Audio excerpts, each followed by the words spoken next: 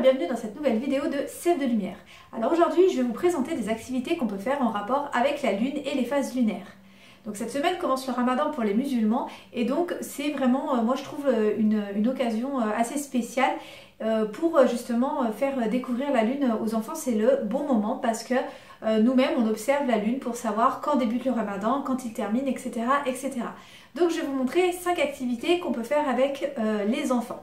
Et vous verrez que notamment la 4e, elle est assez sympa et les enfants aiment en général beaucoup. Juste avant de commencer à vous présenter ces activités, je vous rappelle que toute la semaine, mon nouveau pack donc sur la lune et l'espace vient de sortir. Donc il est disponible en promotion toute la semaine donc sur le blog. Donc je vous laisse les liens en dessous de la vidéo. Sachez aussi que vous pouvez vous abonner pour recevoir un pack de fichiers tous les mois à tarif préférentiel. Donc la première activité qu'on peut proposer à ces enfants en rapport avec la lune, c'est tout simplement de l'observer. C'est bête, mais voilà, de prendre l'habitude par exemple pendant un mois, de se fixer un mois ou une certaine période. Il faut savoir que les cycles lunaires durent environ 29 à 30 jours. Donc de prendre l'habitude de se fixer un rendez-vous au coucher du soleil, d'aller voir donc le fameux croissant de lune.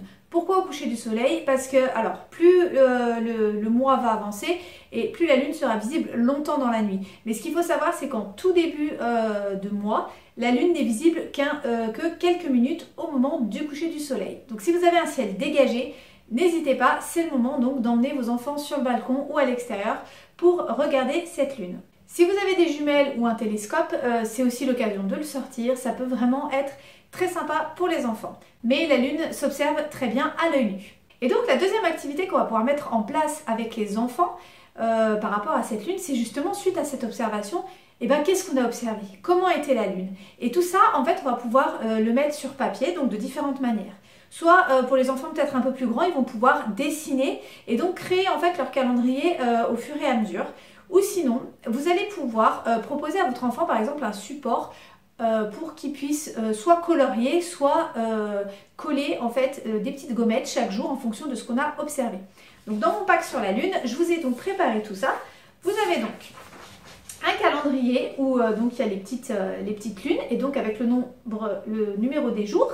Et donc soit votre enfant dessine donc la portion de lune qui brille, soit il peut donc découper sur cette feuille-là la lune qu'il a observée et donc la coller sur son calendrier. Comme ça lui permet de garder une trace et vraiment de pouvoir suivre l'évolution de la lune de jour en jour si vous avez la chance d'avoir un ciel dégagé pendant tout le mois et de pouvoir observer la lune pendant tous les soirs. Alors la troisième activité que je vais vous proposer et qui est directement en lien avec la pédagogie Montessori, ça va être des cartes de nomenclature. Donc les cartes de nomenclature, si vous ne connaissez pas, ce sont des cartes. Donc nous avons une partie avec des cartes, des images seules, donc qu'on appelle les cartes non renseignées. Nous avons donc les images, les cartes renseignées donc avec le nom donc de ce qui est décrit. Donc là par exemple sur cette carte là nous avons le premier croissant. Voilà, et des petits billets de lecture où il y a juste donc le nom de l'objet en question qui est écrit. Donc avec ces cartes de nomenclature, vous avez plusieurs activités que vous pouvez proposer à votre enfant selon son âge et surtout selon où il en est dans ses apprentissages. Pour un enfant qui ne sait pas lire, vous pourrez lui proposer tout simplement les cartes sans l'écriture. Et vous pourrez lui proposer, alors soit vous imprimez 2 fois les cartes sans écriture, soit vous utilisez les cartes renseignées en parallèle et vous lui proposez en fait de faire une mise en paire avec les cartes, en fait, de remettre en paire les images, de retrouver celles qui vont ensemble. Donc ça c'est une première activité pour les plus jeunes. Vous pouvez aussi à l'aide de ces images-là leur montrer donc les images et tout simplement leur apporter le vocabulaire qui va avec. Donc le croissant, le quartier, la pleine lune, la nouvelle lune, etc., etc. Pour les enfants qui ont commencé à lire, la mise en paire, elle va pouvoir se faire avec les billets de lecture. Donc l'idée, c'est que votre enfant, il va devoir remettre donc en paire la bonne image avec le bon billet. Et pour vérifier, il utilisera les cartes renseignées. Donc ça, si vous voulez en savoir plus sur la manière de présenter les cartes de nomenclature, je vous mets le lien dans la description sous la vidéo, mais j'avais fait une vidéo complète dédiée à la présentation des cartes de nomenclature pour la mise en paire avec les billets. Ce que vous pouvez faire aussi avec ces cartes, donc quand vous aurez bien observé la lune, c'est de les mélanger et de proposer à l'enfant de les remettre dans l'ordre en fonction donc du cycle de la lune. Donc tous ces fichiers là, ils sont disponibles dans mon pack Lune, donc qui est en promotion toute cette semaine. Et donc pour remobiliser les connaissances, on a aussi des livrets de définition qui expliquent en fait à quoi correspond chaque phase lunaire. Vous avez aussi des livrets de coloriage et un petit livret d'écriture donc pour les enfants qui sont rentrés dans l'écriture. Mais si ce n'est pas le cas et qui sont seulement entre guillemets à l'étape de l'alphabet mobile, qui ne savent pas encore écrire de manière manuscrite, vous pouvez tout à fait donc leur proposer d'écrire certains mots avec l'alphabet mobile. Alors, pour cette quatrième activité, on a un petit peu changé de décor. L'idée ici, ça va être d'expliquer et d'expérimenter avec l'enfant pourquoi on ne voit pas toujours la même chose en fait depuis la Terre. On ne voit pas toujours le même visage de la Lune, comme on dit, depuis la Terre. Donc, je vais passer un petit peu les détails techniques qui font que la Lune tourne sur elle-même, tourne autour de la planète Terre et tourne autour du Soleil en même temps. On va juste se concentrer pour lui montrer que on ne voit pas toujours la même chose depuis la planète et lui expliquer pourquoi. Donc pour faire cette petite expérience, vous aurez besoin d'une lampe. Donc là, moi j'ai pris une lampe de chevet. Vous pouvez très bien prendre une lampe torche ou n'importe quoi.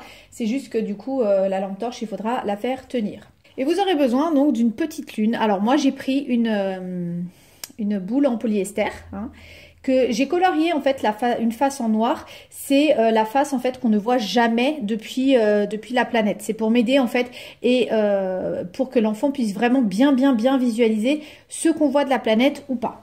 Donc en fait, on va tout simplement partir comme ça.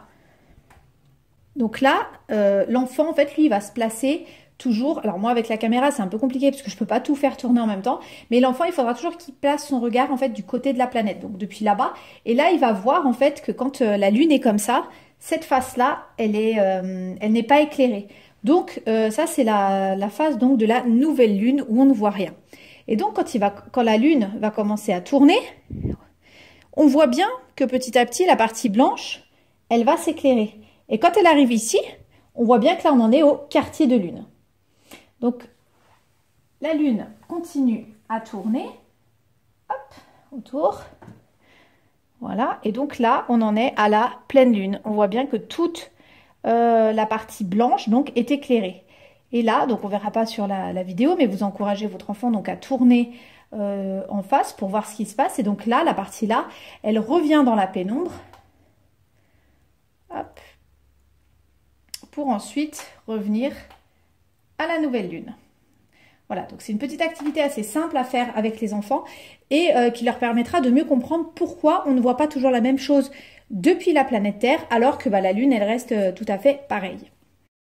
Et donc la dernière activité que je vais vous proposer donc en lien avec les activités qu'on peut proposer à l'enfant donc autour de la Lune et des phases lunaires, ça va être en fait tout simplement, maintenant que l'enfant a compris, vous avez pu voir un petit peu avec le globe, l'enfant a pu voir un petit peu pourquoi la Lune en fait changeait de forme au cours du mois. Donc vous avez pu aussi aborder le jour, la nuit. Donc ça va être tout simplement en fait de faire un tri d'images jour et nuit. À l'heure à laquelle je tourne la vidéo, ce fichier n'est pas encore, enfin je ne l'ai pas encore imprimé, donc je ne peux pas vous le montrer concrètement, mais en fait c'est tout simplement des images que vous allez donner à votre enfant et il va devoir placer d'un côté de son tapis ou de sa table les images qui sont en rapport avec la nuit et de l'autre côté les images en rapport avec le jour. Alors pour les tout petits c'est sympa parce que ça les aide à se situer un peu plus dans le temps, à prendre un petit peu des repères et finalement c'est pas si évident que ça pour les enfants qui sont petits.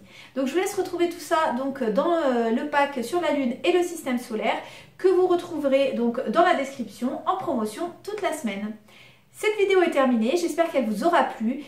N'hésitez pas à liker et à laisser un commentaire si c'est le cas, à vous abonner à la chaîne pour ne pas rater les prochaines. Et moi je vous dis à bientôt pour une nouvelle vidéo sur la chaîne Sève de Lumière.